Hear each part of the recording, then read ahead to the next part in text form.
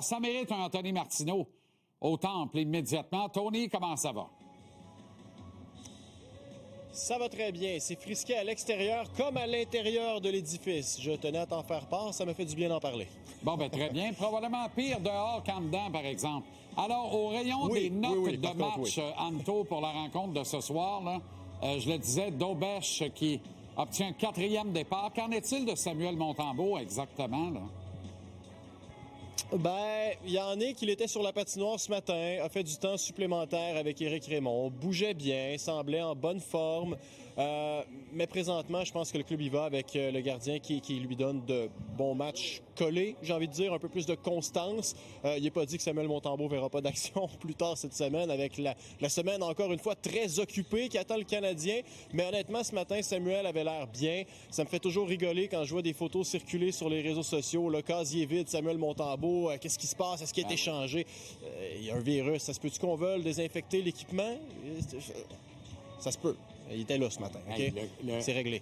Le casier vide gate, toi. Honnêtement, là. Non, regarde. C'est non, mais tout devient un gate à Montréal. Là. Ouais, ben, c'est ça, on oui, adore ça. C'est le bon terme. On adore ça. Ouais, je suis pas sûr qu'on adore ça, mais regarde. Pour le reste, là, changement à l'alignement, non, Grippin? Non, pas de changement. On conserve les unités comme elles l'étaient, à moins vraiment d'un changement de dernière minute. Il y a une réalité, par contre. Bon, t'affrontes le Lightning qui, tu l'as dit, est affecté présentement par l'absence de son gardien numéro 1. C'est pas surprenant dans le contexte où on sait à quel point il est bon. Mais l'autre réalité, et j'ai l'impression qu'on l'oublie parce qu'il y a eu des moments difficiles pour le Canadien au cours des dernières semaines, c'est que l'équipe, présentement, a toujours le meilleur pourcentage de victoires dans la section Atlantique.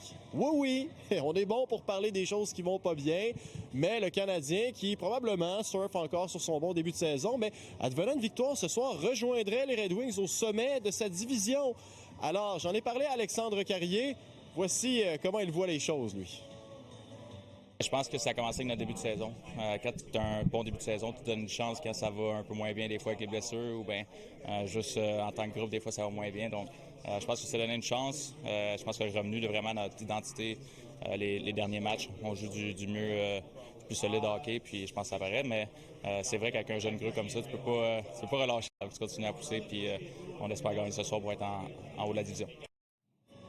Oui, parce que ça bouge de haut en bas tellement facilement dans la section atlantique et partout dans l'association de l'Est particulièrement. Là, c'est un beau micmac. Quand on s'attarde au classement, là, le Canadien a 33 points. Ce n'est qu'un seul de moins qu'un groupe qui comprend le Lightning, les visiteurs de ce soir, les Bruins, les Pingouins, les Rangers. Alors, tu sais, une victoire, tu rejoins les Wings en tête de l'association. Les Wings encore ont 35 points, mais ils ont 2 matchs de plus de disputés que le Canadien. Fait que tout est jouable. Le Canadien est dans une position enviable. Et attention, Leafs en pleine remontée derrière. Là. Oui, non, ça souffle fort. Puis, tu sais, on est près du sommet chez le Canadien, mais on est près aussi de la cave. Alors, on n'a pas vraiment la latitude de se permettre de coller les mauvaises prestations non plus, parce que tu vas le payer cash. Bon, ce soir... J'ai envie de te parler un peu de Jalen Struble. On parle beaucoup de Lane Hutson, avec raison, tu me diras. C'est un spectacle, ce gars-là, si bien qu'on oublie qu'il dispute seulement sa 2e saison dans la Ligue nationale de hockey. On prend un peu pour acquis qu'il va être bon tout le temps, puis il est bon tout le temps.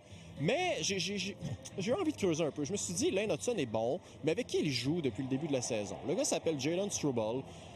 Demeure relativement jeune. C'est pas un gars étincelant, mais c'est un gars qui avait été vendu par Marc Bergevin comme un dieu grec et un gars dans une forme physique resplendissante quand il a été repêché en 2e ronde, il faut le rappeler quand même.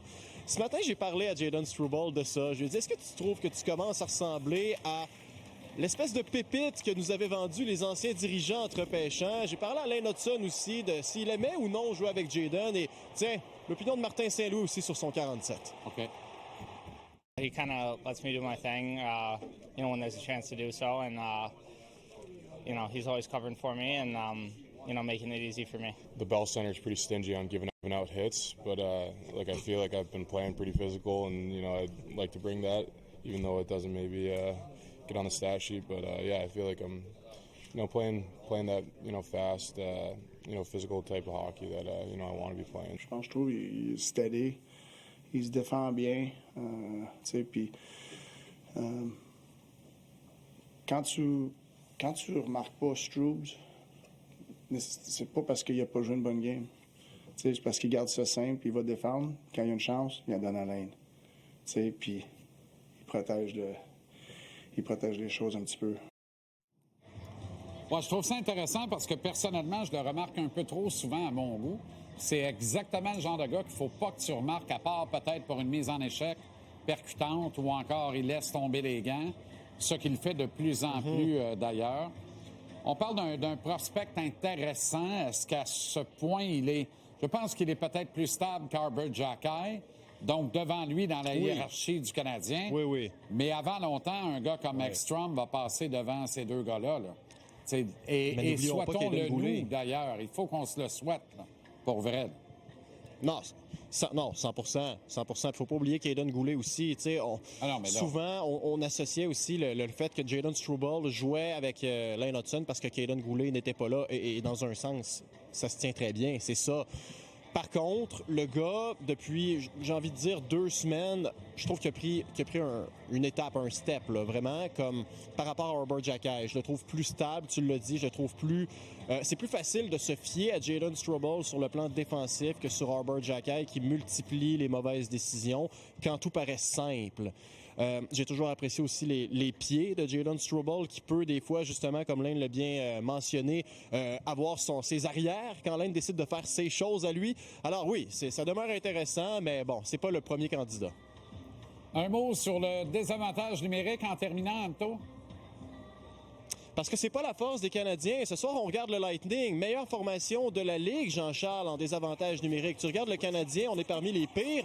Ça va un petit peu mieux, cependant, depuis 5 ou 6 matchs. Alors, Martin Saint-Louis, je l'ai invité à m'expliquer ce qui faisait la différence entre un désavantage numérique qui en arrachait et un désavantage numérique qui allait mieux. Écoute ça, tu vas voir, ça peut aussi te faire penser au système man-to-man dans sa façon d'aborder les choses. Le problème de mettre de la pression, c'est qu'il faut que tout le monde soit engagé pour mettre de la pression. Ça en a juste un qui met de la pression, puis les autres hésitent, mais là, tu t'es ouvert. Là, ça devient un 4 contre 3 en dessous de ça. T'sais? Fait que c'est sûr, quand on a des moments où... puis c'est quelque chose qu'on a parlé beaucoup cet été, d'essayer de trouver des moments où on peut mettre plus de pression. OK, Anto. Alors, on va surveiller ça avec intérêt et je te souhaite une excellente soirée et un très bon match. Pareillement, le premier d'une autre grosse semaine. Après ça, c'est Pittsburgh. Absolument. C'est New York et c'est le Centre Bell dimanche contre un certain meilleur joueur au monde. C'est débattable parce qu'il paraît. Il y a McKinnon aussi. Mec Jésus et le pape Léon. Trouble en double. Bonne soirée et à demain, Anto. Salut.